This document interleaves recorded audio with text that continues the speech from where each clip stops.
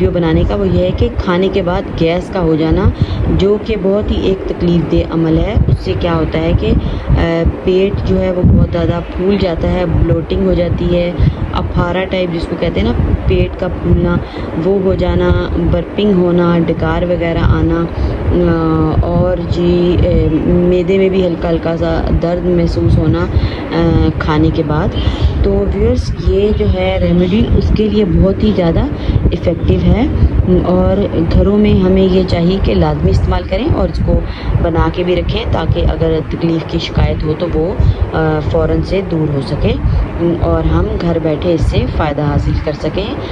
पैसे लगाए बगैर, डॉक्टर के पास जाए बगैर, घर में ही ये